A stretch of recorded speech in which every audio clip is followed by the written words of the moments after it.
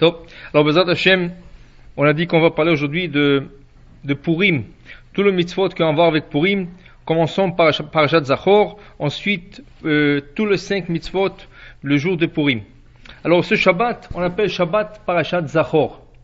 Et la raison pour cela, parce que la Haftara, le deuxième Sefer Torah, il commence par le mot Zachor et Asher asa lecha Amalek. Rappelle-toi de ce qui t'a fait Amalek.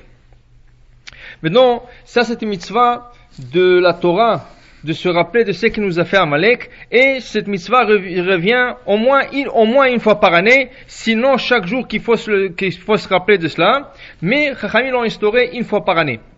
Toutes les lectures de la Torah que nous avons durant toute l'année, le lundi, jeudi, samedi, jour de fête, chaque occasion qu'on sort la Torah, ceci est une instauration d'ordre rabbinique. La seule recommandation de la Torah de lire un passage de la Torah, c'est Zachor, Parashat Zachor. C'est pour ça que ce Shabbat, c'est très important pour les hommes et selon certaines opinions, même pour les femmes, d'aller écouter la lecture de la Torah et surtout la fin de cette lecture qui est le Parashat Zachor, parce qu'on accomplit une mitzvah d'ordre toraïque, Zachor et Asher asa lecha Amalek. En lisant, nous nous rappelons de ce qui nous a fait Amalek et nous rappelons aussi la mitzvah de Timche et Zecher Amalek. Il faut effacer les souvenirs de Amalek. Qu'est-ce qui arrive dans un cas qu'une femme ne peut pas venir écouter la parasha?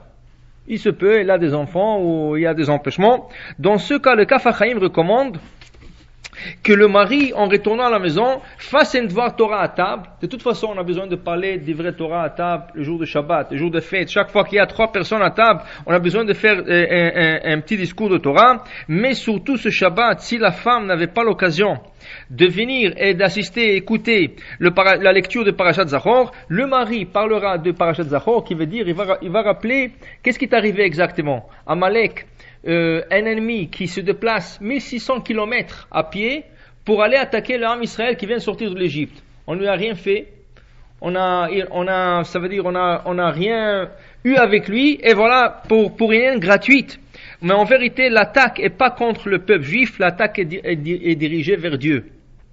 Alors, Akadosh Baruch Hu dit, mon nom et mon tronc ne sont pas complets tant que cet ennemi existe dans le monde. Et là, on va parler un peu de Amalek et de ce qu'il nous a fait. Et en parlant de cette mitzvah, on s'acquitte de la mitzvah de Zachor, même si la personne n'a pas eu l'occasion de venir et de lire la parashat Zachor dans la synagogue.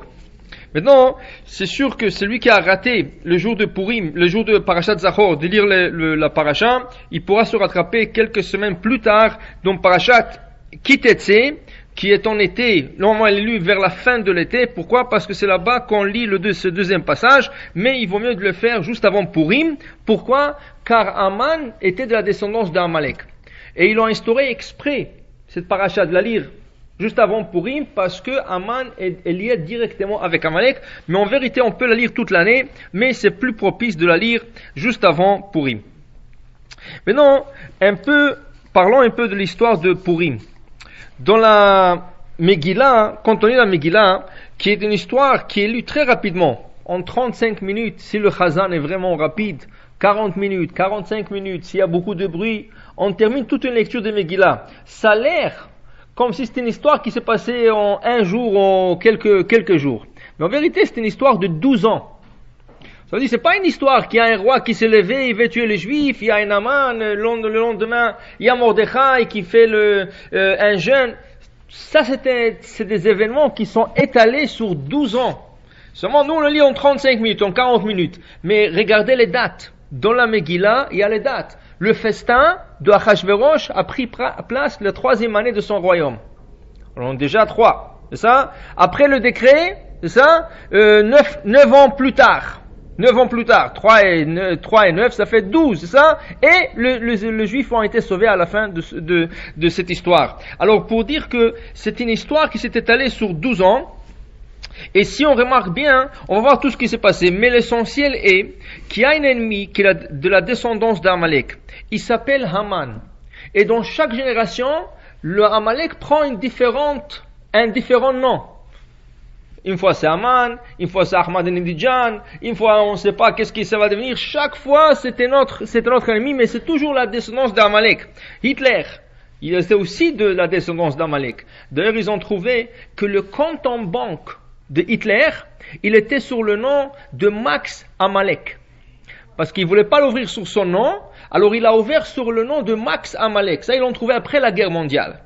Alors pour dire comment il a pu choisir ce nom, est-ce que c'est le hasard? Pas du tout. C'est sûr que tout est visé, tout est dirigé du ciel. Alors comme on a dit, les ennemis d'Am Israël qui essayent d'exterminer le peuple, ils sont toujours de la descendance de Amalek. Alors voilà, Haman qui fait un décret qu'il n'y a jamais eu dans l'histoire. Jamais il n'a vu tel décret. Même Hitler, il voulait exterminer les Juifs en 5 ou 6 ans. Mais il savait que ça ne va pas arriver dans un jour, ni dans un an, ni dans 2. Alors son plan, c'était 5 ou 6 ans d'exterminer tous les Juifs qu'il y a dans le monde. Mais là, Haman, il est pire. Haman, il fait un décret une seule journée. Il demande à Achashverosh, donne-moi une journée et j'extermine tous les Juifs partout dans le monde. Et il a eu l'accord du roi.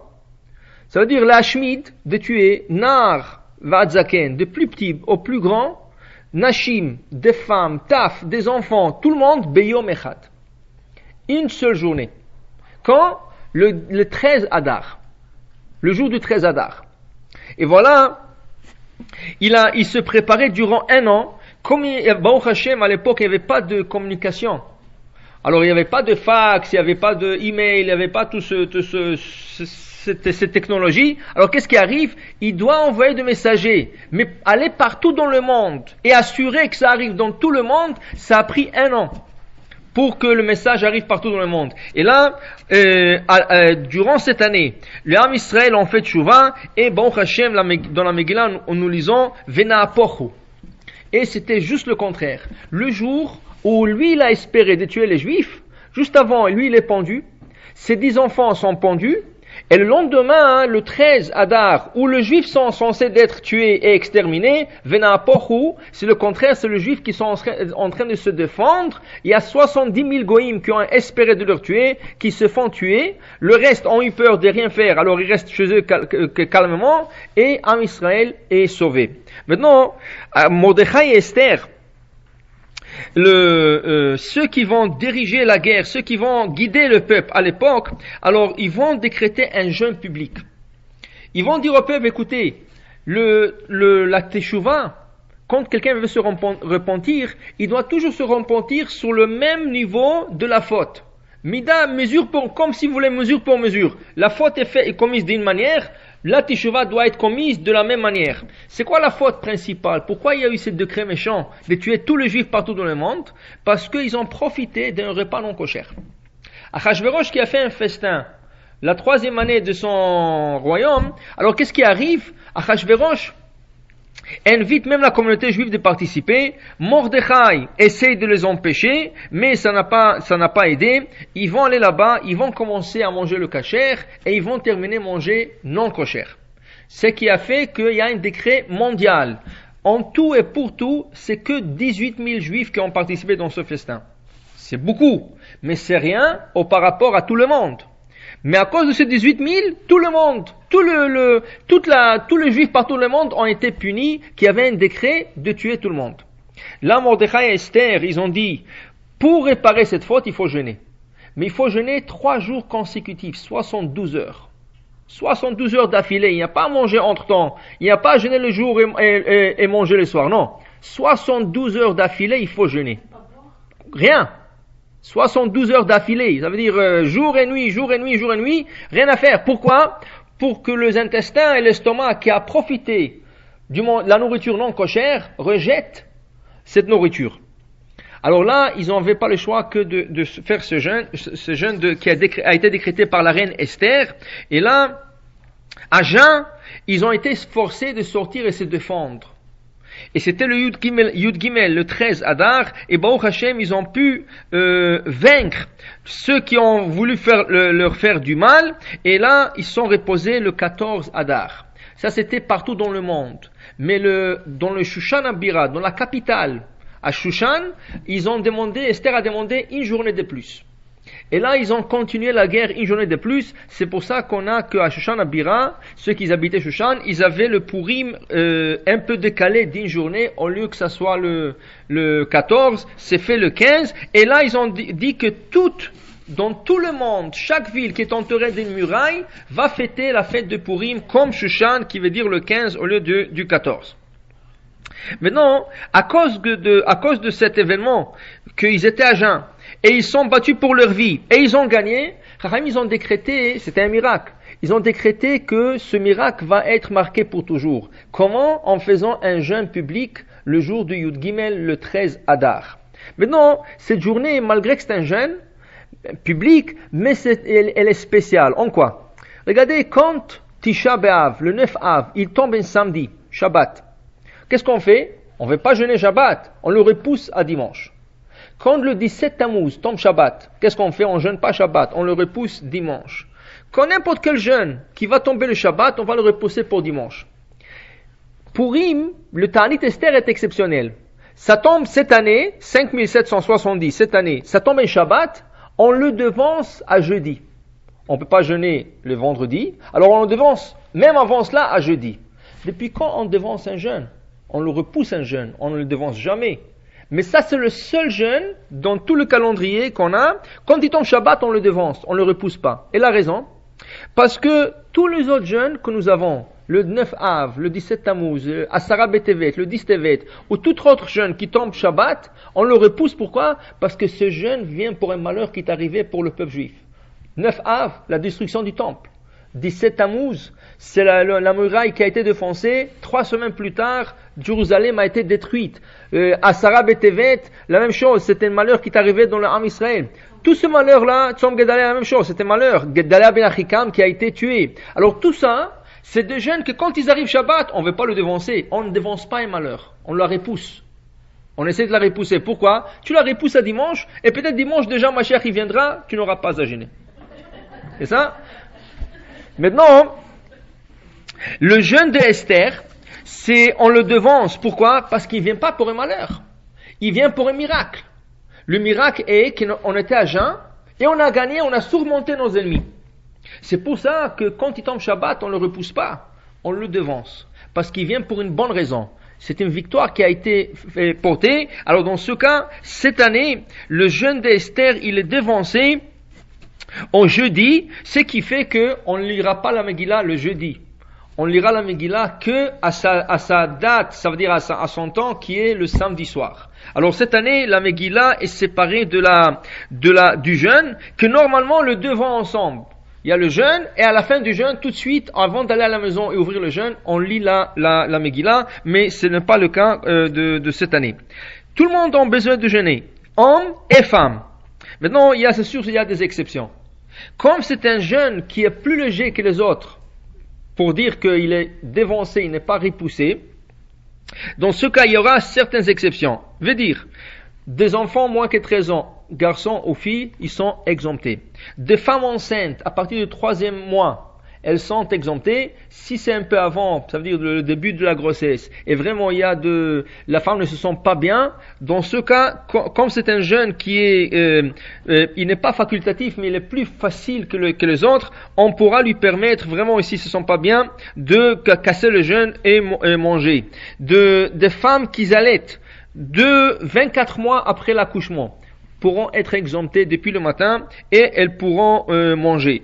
Maintenant, c'est lui qui doit jeûner.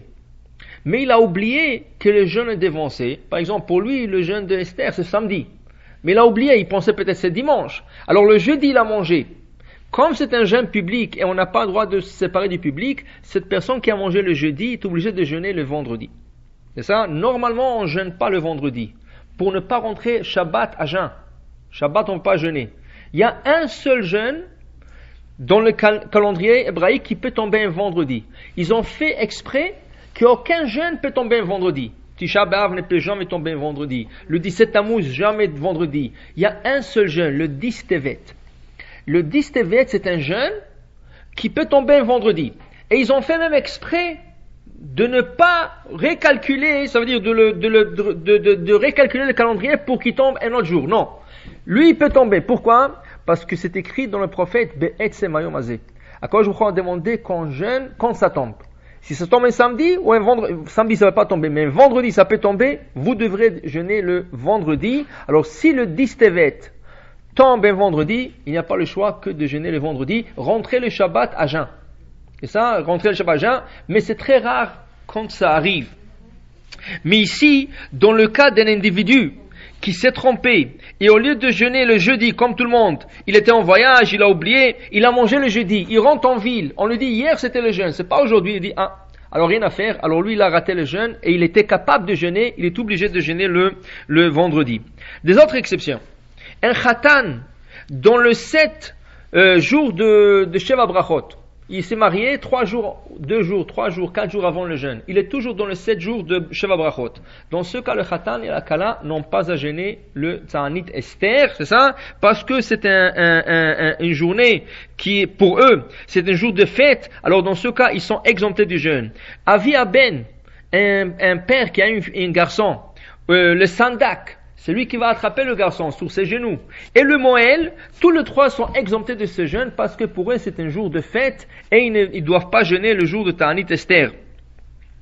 Maintenant, le jeûne, comme tous les autres jeûnes, commence depuis qu'on va dormir.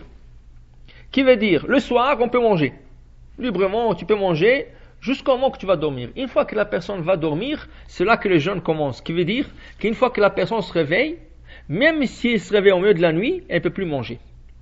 Il y a une exception qui a été donnée par Chachamim, si la personne a posé une condition. Veut dire, une personne, avant d'aller dormir, elle dit, tu sais, je vais aller dormir maintenant, mais j'ai envie de me réveiller un peu plus tôt, manger, prendre un café, un gâteau, ou un café seul, avant le jeûne. Elle pourra le faire. Il n'y a pas de problème. Mais, il faut absolument que la personne le déclare et elle dit cette condition. Si rien qu'elle pensait, c'est pas assez. Il faut carrément le dire pour qu'elle puisse manger. Maintenant, on ne peut pas manger à n'importe quelle heure. Il faut, toute la nuit c'est valable, mais je vous donne l'exemple de Ta'anit Esther cette année, le jeûne commence toujours à l'aube. L'aube veut dire quand le soleil commence à se lever vers l'horizon. 72 minutes avant le lever de soleil. Maintenant, ça c'est le moment de la matinée. Aujourd'hui, cette année, c'est 5h28. C'est le début du jeûne. On peut manger, ça veut dire une personne qui s'est réveillée au milieu de la nuit, elle a fait la condition, elle peut commencer à manger une demi-heure avant cela. 5h30, on va dire, pour arrondir. Si quelqu'un a commencé avant 5h, il peut manger. Il peut continuer à manger, mais il doit s'arrêter à 5h28 ou 5h30. Mais si quelqu'un se réveille à 5h15, trop tard, il ne peut plus manger. Même avec condition, même celui qui a posé une condition pour manger, la personne est obligée de se réveiller minimum une demi-heure avant. Ça veut dire commencer à manger une demi-heure avant. Parce qu'une demi-heure avant, on est encore considéré dans la nuit. Une demi-heure, juste, ça veut dire rentrer dans une demi-heure juste avant l'heure du jeûne, vous êtes déjà de la matinée. Et vous pouvez plus, même avec une condition, vous pouvez plus manger. Alors quelqu'un qui a envie de faire cette condition, il a envie de boire son café, prendre un gâteau s'il a besoin, il peut pas se réveiller, si c'est 5h28, il peut pas se réveiller, on va dire, 5h moins 2 ou chose comme ça. Parce que le temps que la personne se lave les mains, elle s'habille et tout, il est rentré de genre de une demi-heure et c'est trop tard. Alors il faut s'assurer de se lever un peu plus, un quart d'heure, 20 minutes avant, pour pouvoir se préparer jusqu'à arriver à la tasse de café. Ça prend de temps pour bouillir l'eau, ça prend de temps de couper son gâteau. Alors tout ça, il faut le préparer en avance. Ça c'est les lois qui ont à voir avec la Ta'anit Esther, qui va Hashem, comme on a dit ce jeudi.